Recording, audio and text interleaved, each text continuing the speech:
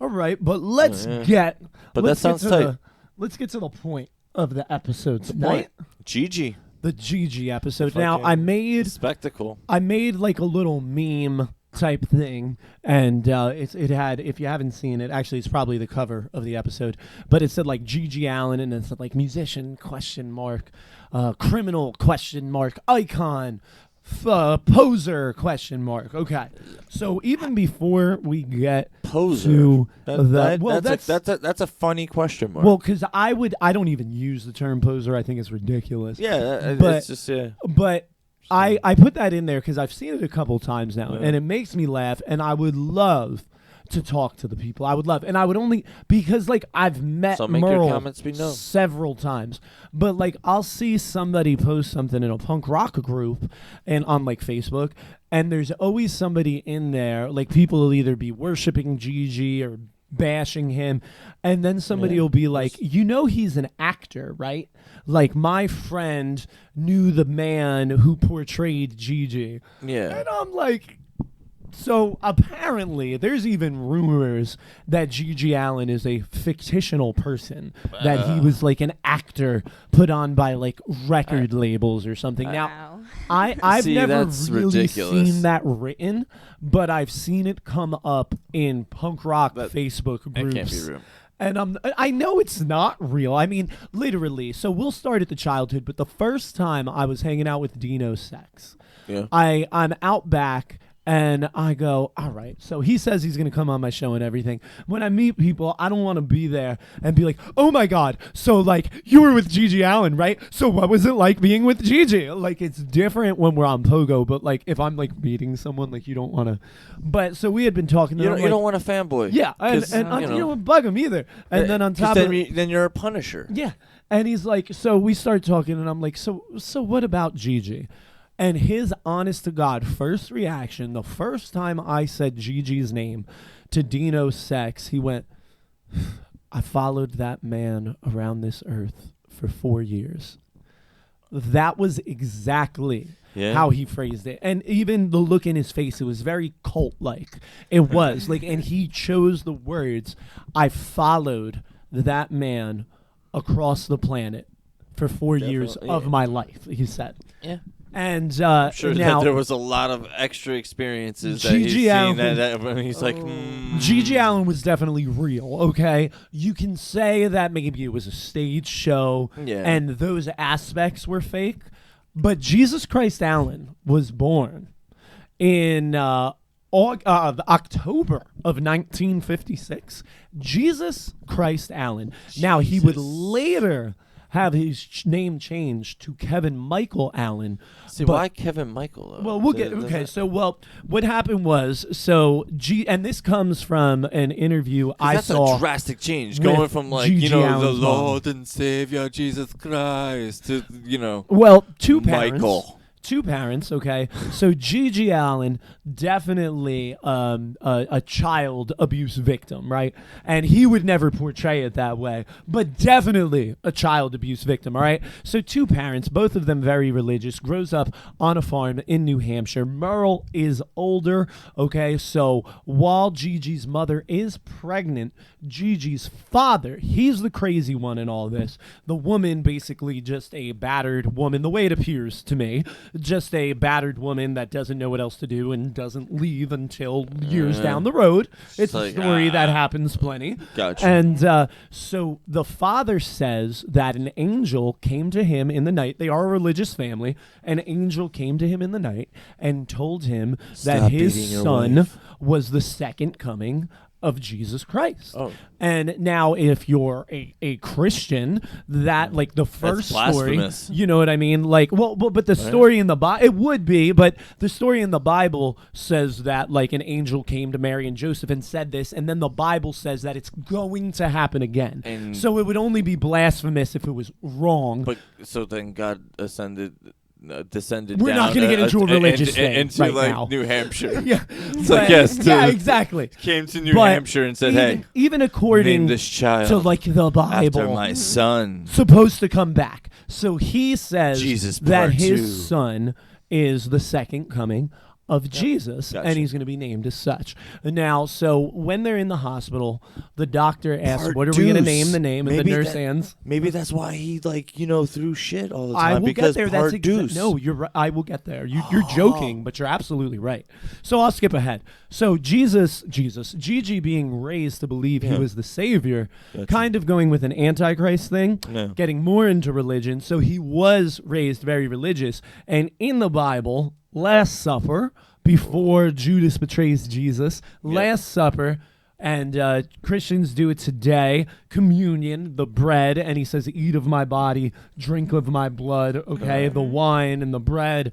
Gigi Allin, being the second coming of Jesus, his holy sacrament to his followers was the shit and the piss. It actually had a point. It wasn't just offensive and to be gross. He was trying to act like it was the holy sacrament, the communion, you know what I mean, the drinking of his blood and the eating of his flesh. Thou receiveth the golden shower. The flesh was the shit and the piss was the blood. So that's where that comes from. Now, even though... if there's blood in your piss, you better go see a doctor. Even though that's all very dramatic and over the top, keep in perspective, though. Imagine if you were raised... It's an artistic thought, and also imagine if you were raised on a farm and your father's kidnapping you from like age 5, running you into the woods from your mother and holding guns to your head and telling you you're Jesus, you're God's son, you are Jesus. These books that you go to church and read about, it's about you. You're the son of God. If that might fuck somebody up a little bit. I was gonna say it might fuck them up a little bit. If that was me, you could call me the fuzzy unicorn. Yeah, I mean, don't get me wrong. You guys have worked in fields with children. Yeah. So from a child abuse like mental standpoint, if you're sitting there telling a 5-year-old, even from when they're younger, naming them Jesus Christ and telling them they're the son of God, that's going to do some psychological shit. Oh, yeah. And given that's your parental figure that you look up to and is your authority, you're going to believe what you're told. And on top of that, a sheltered upbringing in the middle of nowhere on a farm, no internet. Seclusion. Yeah. Think of like the Iron Curtain, old school, like USSR. Like, I wonder if they had encyclopedias. Was he like homeschooled and stuff too? He wasn't. Okay, so this is what happens. Eventually, as Gigi is getting ready to go to school, she says, the mother, she says the nuns came in and scolded her and said this was blasphemy and she was going to go to hell and he was going to go to hell, and but the father was the psycho abusive. He said it was getting done. Mother never wanted it. Quick little FYI, the name Gigi comes from now his mother didn't want him to be called Jesus. When she walks in to the house with the new baby, she sees Merle, and Merle comes running up, and he couldn't say Jesus yet because he was only like 5. Okay. And he said, Gigi, trying to say Jesus, okay? So the mother, not wanting to call him Jesus, goes, oh, look, it's a sign. Gigi. It's Gigi, yes, Lord. He shall be known as Gigi. And already starts, so that's like his nickname from his family, okay? And that's where it comes. But then when he was going to school, his mother got the courage to leave the abusive father, and they leave, and she goes to change his name, and she goes to the place, and the woman actually starts laughing at the counter when she goes to change the name from Jesus Christ, because it was actually the same woman at the hospital. Oh. And she said, I've never turned in this paperwork. She never turned in the paperwork with his name being Jesus. That's awesome. And it would also be illegal. But so kind of like Charles Manson, if you don't know this, Charles Manson, not a name on his birth certificate. No name Maddox. Charles Manson's government name. No name Maddox. Okay, but a lot of similarities with Gigi and Charles. No wonder why he wanted to kill lots of people, because he was so she goes, the woman says, well, what were you going to name him? And I watched the interview with his mom, and she goes, oh, I didn't even really think of it. And she goes, well, I've always liked the name Kevin, So how about Kevin Michael? So it all just kind of comes out of nowhere. Gigi's just because he can't pronounce. What about Jesus, George Michael? And then she just pulls Kevin Michael out of the air to change his name. Okay, so he can as be your father figure. Things go on. The kids are Merle and Gigi. You know what I mean? They live in the middle of woods, but like they start getting into a little bit of trouble, and they're having fun. And they're what kind of trouble? Well, their little game is to go steal records. They go to the shop, and it's a contest to see out of the group of friends who can steal the most records, okay? And on top of that, Merle and all of Gigi's friends are all starting to smoke weed, and they're starting to take acid, okay? So like, yo, whoever walks out with the Black Sabbath record is going to win. Yes, absolutely. And their influence were definitely, this is prior to that, influences right now are like Beatles and Stones were in the 60s. You know, Gigi Allen being born in 56. So, if we're talking like age 16 or so, we're talking 62, 63, bad math there. Yeah, I was gonna 56, 66, so 70, he'd be 14. So, but yeah, I've maybe Kiss then. I've always heard. I know they liked the Beatles and the Stones, but yeah, Kiss did hear that. But and when I say heard, I mean in the Hate It DVD, which is not Hate It is not the same as the thing with his mom. Like I said, I got that from Merle, but Hate It was a documentary that you can see right now on YouTube. The filmmaker was an independent filmmaker, college kid. He liked Gigi back then, denounces it now, tells people not to watch it, is ashamed. I would imagine he's super liberal, and we'll get into that, like the whole Gigi Allen being Gigi Allen and why people hate Gigi. We'll get there. Okay. So Gigi Allen, not on drugs, against drugs, doesn't like it, okay? Doesn't do it. Doesn't do drugs. But then one night when they're teenagers, Merle slips acid. His brother slips acid in his drink. Ooh. Gigi wigs out, goes crazy, kicks a hole in the wall, starts a fight, runs out of the room, basically turns into murderer junkies Gigi Allen. Okay. So I'm looking at that Tool shirt right now, and I'm like, I find that hard to believe, man. And then from then on, Gigi kind of on drugs. You know what I'm saying? But like people freak out, man. And then not only that, like especially when you're not expecting it, it's like, look at this cold drink of water. What a cool, refreshing drink. And he had never done any drugs. He was not a partier. You know what I mean? Yeah. He was a drummer. And I used to have the recordings. It's kind of very, I would almost maybe say a climax blues band-ish, okay? Gigi Allen's first band, it's on his singles collection. He's the drummer in it. Could you imagine though if that went into a parallel dimension, right? What? Where the acid guides him like into a different musical where he like goes and he's like, you know what, I'm gonna start like almost like a hippie jam band like the Grateful Dead. Yeah. Except it was like evil and angry. Yeah. Yes.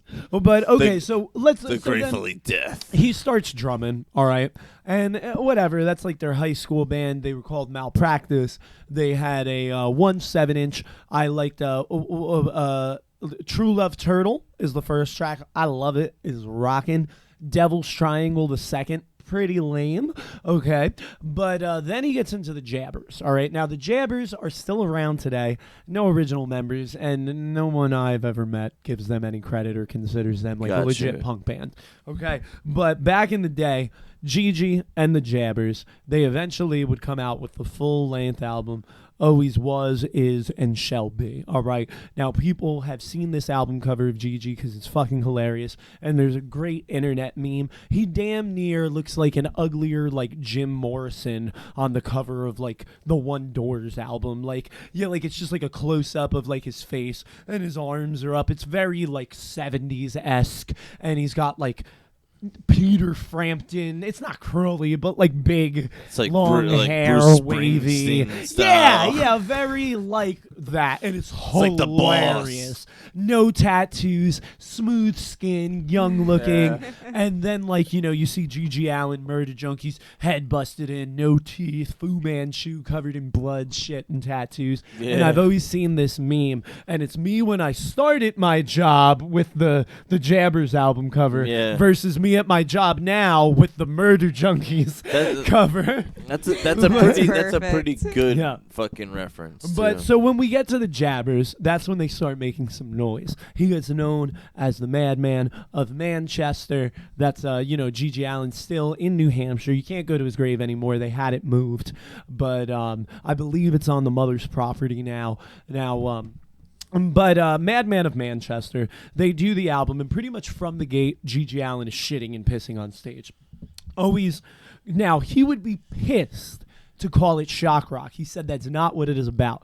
But as we get into the bands, we're going to get into the lyrics. We're going to get into the scum fucks. We're going to get into the New York super scum. And there's some great classic absolute banger tracks in there, like Drink, Fight, and Fuck, and there are some of the most repulsive, disgusting, horrible mental thoughts anyone could ever have also on some of those records, and we're gonna dive into it. I mean, we're gonna get into the nitty gritty because I've thought about this in my head. That's like therapy. Right. So this is what we're gonna do. All right. So G.G. Allin, so we look at album 1. All right, and there's some rough stuff in there. You know what I mean? Like, but the songs are almost like pop classics, so it downplays it a little bit. In Automatic, for example, it would make sense because if you're saying that his like influences were in like the Beatles and absolutely. such, the format was kinks. kind of like set up by the Beatles. The Jabbers is very kinks.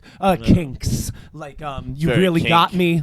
You really got me, like all day and all of the night. Like it's very that style. And but all right. So we get to the scum fucks. All right. So we're Automatic in the Jabbers. So the lyrics are like, "Don't go playing with me, girl. Don't go playing with me emotionally, or I'll make you bleed internally." So like it's and how old?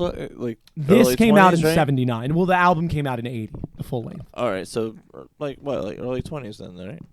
Born in 56, so 86 he would have been 20. No, he would have been 30 in 86. Oh, and this is 79, so like 24, something like that. So, but then so it's like writing like almost like kind of like I would, in my opinion, like almost like kind of like the teenage, like gearing towards like the kids. It's like the middle school kids. Yeah, but it's still angry and a little bit further. Okay, yeah. But there's no problem with that. But I'm sorry. There's no problem with that. But I'm just saying, like, literally. So let's get to the rape songs. All right, and then there's not only rape songs. There's child molesting songs. Child molesting songs. See, to me, it gets no lower. Like I have no respect. Now that's some like therapy for anyone like, out there. who does anything to a child. But then it's like, so take it. So Gigi's one of his best musical albums, like with a mix and everything, best band behind him, is the AIDS Brigade, okay? Now, and that it's got Hanging Out with Jim, it's got Gypsy Motherfucker, but the first track on it is Expose Yourself. And Expose Yourself is probably the one he gets the most slack for, and it's horrible. But it's not even remotely the worst. And I feel like most people... You're like, it gets worse, people. No. G.G. Allin, they might not come across songs like 10-Year-Old Fuck. Well, that was on Hated in the Nation. But, like, I mean, in the song 10-Year-Old Fuck, he's going on about raping, like, 1, 2, 3-year-olds. And I mean raping. Ew. So, exactly. So that's why people are so anti-Gigi. But here's the thing. So what was he, like, really, like, was he... Like, I was going to say, because it could be the way that, like, shock is used is to bring, attention to a situation or a traumatic past in his situation. Because if he's doing this repeated, I say, rape, kind of fantasy, kind of, banter, there has to be some type of, source content. Now, here's my point, too. He always said, "I'm not shock rock. I hate GWAR." And he hated But in my opinion, he was. He was saying that, and he would be pissed and spit at me. But it was shock rock. Because here's the deal. Gigi Allin was arrested at least 52 times in 14 different states. Wow. And never once was it for sexual assault. Indecent rape, exposures, right? It was usually, and that was running, it was running around naked. Yeah. Indecent exposure. I remember seeing on the news, Donald Saxton or whatever, fucking Dino Sex, right? Getting arrested with Gigi Allin running around naked. Most of the arrests, and then the shit he went to prison for. There's even a lot of rumors about what he went to prison for. Gigi Allin did not go to prison for tying up a 16-year-old girl and drinking her blood. That's just not true. Gigi Allin went to prison. That'd be pretty fucking black metal and shit, he would have got a lot bro. more time. Gigi Allin went to prison for endangering the lives of his audience and trying to cause a riot, okay? And the reason why he initially got indicted by the CIA and FBI in Florida was because they were afraid he was going to try and assassinate the vice president. Wow. I have heard Gigi Allin speak of this himself. Okay. And I will say there are plenty of interviews when Gigi Allin's like, fuck you, I'm taking your kids to hell. And in like full Gigi mode. Yeah, but I've also seen interviews where he's being completely candid, and this was one of them, because this dude was like, it's like, and I'm going to kill him. So when the CIA came, I kind of shit my pants. And he's telling the story, and they miss him. So what it is, he gets back, it's while he is recording the Criminal Quartet album, which is Gigi Allin's country album. Oh, and FYI, musician ? Gigi Allin, musician as fuck, people, okay? Sure, go listen to the Murder Junkies and it sounds like shit. Go listen to shitty recordings by the Scumfucks and it sounds like shit. Plenty of punk rock does, and it's still awesome, but I don't even mean that. Gigi Allin, that country album is a legit fucking country album, and the lyrics are badass. I don't even care about the music. The country shit you hear today. It just shows like the different styles, and the Jabbers, talented as fuck, rock and roll all the way. The Kinks, you know what I mean, sounded, and then they get into like the metaler shit, but like, nah, dude, the acoustic shit, like Gigi had skill. Gigi was a musician. Sure, things outshined it, but my point is, I think the reason, and I'm living a double standard, but I think the reason I've always been okay with Gigi is that I've never believed it, because there would be more allegations. There's none. The man had the police on him all the time, was in jail all the time, arrested constantly. Not one rape charge, not one sexual assault. It's not like he beat it. It's just him. Because also, all right, look at this. So then we get into, who is it? The anti-scene. The Gigi Allin anti-scene. The Murder Junkies album. Not the Murder Junkies band. The Murder Junkies album was released by Gigi Allin and Anti-Scene. On that album, there's a song, Sister Sodomy. So it's like death and defecation. I'll bring you flowers. Death and defecation. And he's like singing about... He's literally singing about ass raping his dead sister. But here's the thing. Gigi Allin, that's some Ed Gein type shit, He didn't even bro. have a fucking sister. Like, it's fake. It's made up. Yes, he was saying it wasn't shock rock, but it was. It was. He didn't kill his mother. He didn't rape his mother, because I've seen her in interviews, and he has songs about it, and he didn't do that shit. But honestly, like, Gigi so Allin... I don't... It was just shock, and it's disgusting, and I don't like it, Gigi and I don't Allin, listen to it. His shock lyrics, whether or not he wanted us to admit it or not. Oh no, those are real bruises and blood. You know, but you know, have spawned, you know, a new generation of influence that's like tapped into that, where it's like, wow, not only is there going to be some raw aggression, but there's going to be some raw lyrics. Like, take Cannibal Corpse for example. Go ahead, you know, they're Corpse Grinder. Corpse. Yo, his neck. The neck, like bro. Is like this. Yo, wide you as respect my the neck. I was just going it's to as say wide as my shoulders. You say Cannibal Corpse, I just think neck.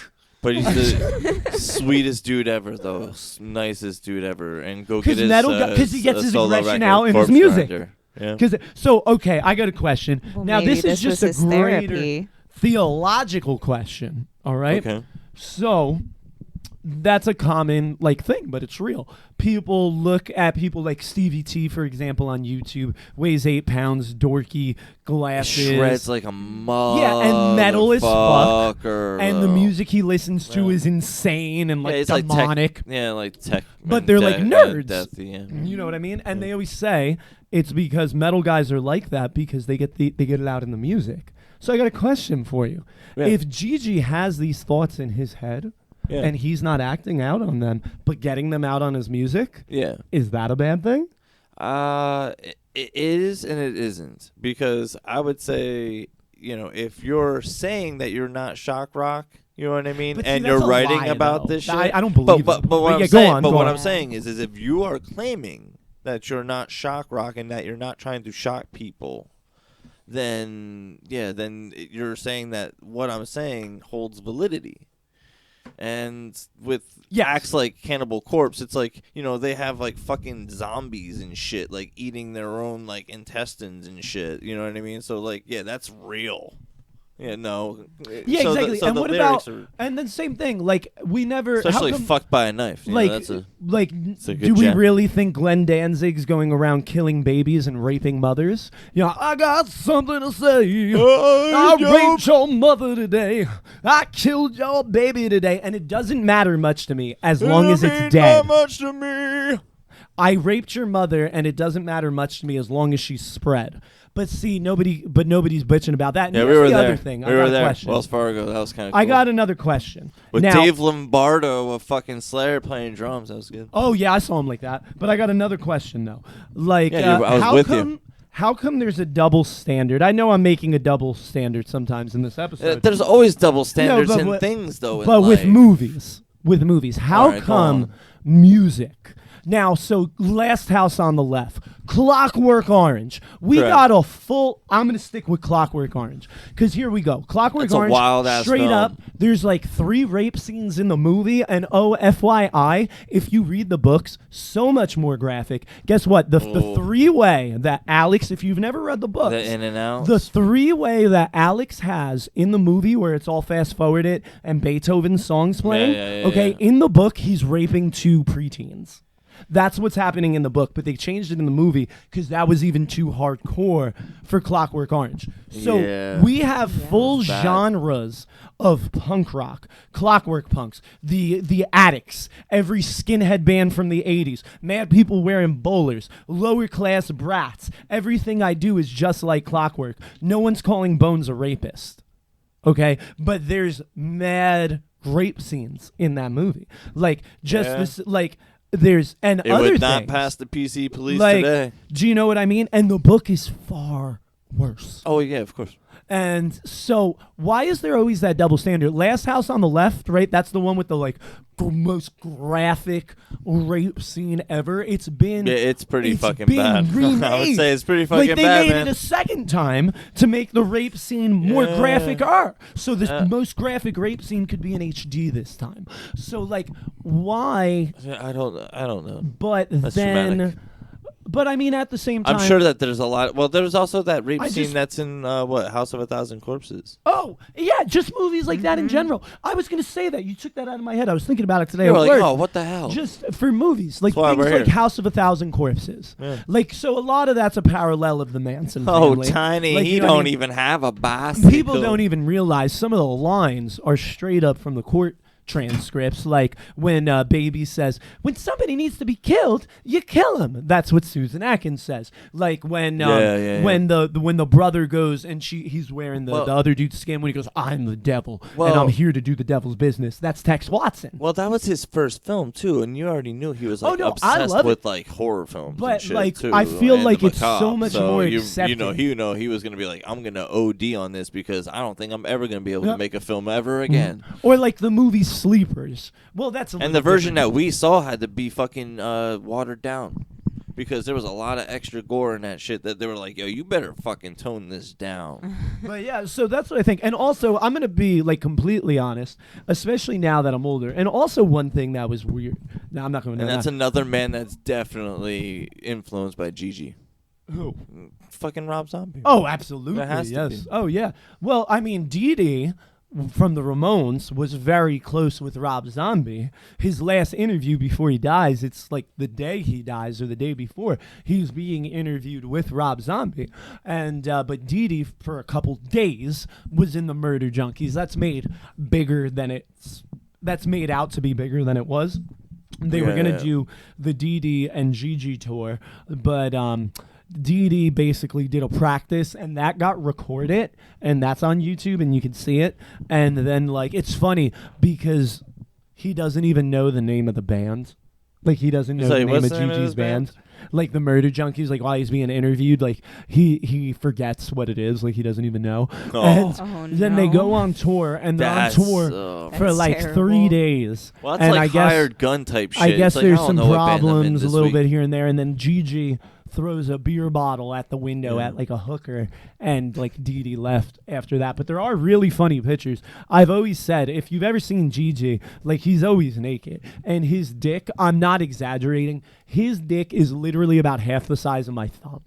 Like it really, like it's really, his penis was about half the size of my thumb, and that's why I would always laugh. He's and like, I'd say, that's why. I'm a grower, not that's a shower, brother. That's why he was so angry, because his dick was so small. But also a semi-well-known fact: Dee Dee from Big the balls, Ramones. His dick was huge as fuck, like Tommy Lee status, like down to the knee limp. So like Gigi and Dee Dee, they would take out their dicks together and like compare them, and it would be pretty fucking hilarious because like you need like a microscope to find Gigi's, and like Dee Dee's is like intimidating. Oh no! It was pretty funny, but I swear that's why Gigi was so mean, because his dick was so small. Well, I would say that's a good reason to be a prick. But I will also say, I guess he couldn't afford a big I truck don't or think anything. it's good for anyone to be singing about rape and child molesting, because even if they're doing it tongue-in-cheek or sarcastic or fake, so yeah, maybe that people are going to take it real. Yeah, There's I was some going to say maybe. And I know some shit. You know what? Hold up. Now, this is fucked up, right? And the motherfucker's dead and good. But there's this piece of shit I used to be friends with. And I remember this motherfucker. And he raped his niece. Like, that shit happened. What the fuck? And Expose Yourself to Kids was one of his favorite fucking songs. That's what I'm talking about. So it does kind of breed that. So you think about it, even if he's talking about it bullshit, that's what I mean. Child molester's like, oh yeah, this is my anthem. Yeah, that's what I mean. Exactly. You got to take that into consideration. So go. Yeah, that's what I mean. Like you open up this door of depravity then. Mm-hmm. You know what I mean? So it's like, all right, well, if you're not in for the shock value, then you're going to definitely open up your fan base to every sicko that is imaginable then. Yeah, because that's what it is for me. Like, I love the death lyrics, the blood, but it's the rape and especially the child molesting. I've never... Mr. Shock Rock of our generation, right? Mr. Marilyn Manson, right? Even was like, it's a fucking show. It's spooky fucking lights and mirrors, you know? Like, you know, it's like... I mean, you don't get much more art student than Marilyn Manson. Yeah, exactly. But, okay, so now that we've done the deep dive into the... But, dude, there's... I mean, like, honestly, though, like the Brutality and Bloodshed for All album, like, there's some bad songs on that. And, but, oh, my God, there's some great ones. Like, actually, there's what was the VOB intro song? Because we fucked around with a GG song. Oh, yeah, well, see, that was the Jabber shit. We would play Occupation. You're playing in a rock and roll band. Make a little money when I can, with Wayne Kramer on guitar from the MC5, mind you. And you know what? We're going to get to that. We're going to get back to the GG talk. We're going to continue when we come back. So we're going to get in. We're kind of into the 80s now. We're going to get into the AIDS Brigade. So get your fucking Aquanet out, all right? We're going to get to the arrest. And we're going to get to prison, and we'll be back. But first, we're going to hear some Gigi Allin with, they would call this, so it's technically the Jabbers for the most part, but when they did their couple shows with Wayne Kramer and the 2 songs they recorded, they would also call it the Motor City Bad Boys, because MC5, where Wayne Kramer's from, is the Motor City 5, Detroit. So they were in Detroit. Oh, shit, I had a dab on there, you motherfucker. Oh, you cocksucker. Oh, no. Oh, you fucks. It was the first one out of a fresh jar, too. It's the goddamn sin. It's the one. It's the one. But yes, it's the one for Gigi. I lost my fucking. That one's for Gigi. That was for my dead homies. It's all for the dead homies. But yeah, just so they would call them the Motor City Bad Boys. MC5, man, kick out the jams. But yes, kick out the jams, kick out the jams, motherfuckers. All right, but Gigi Allin, Motor City Bad Boys, Wayne Kramer on guitar. Here is Occupation. PoGo City Radio.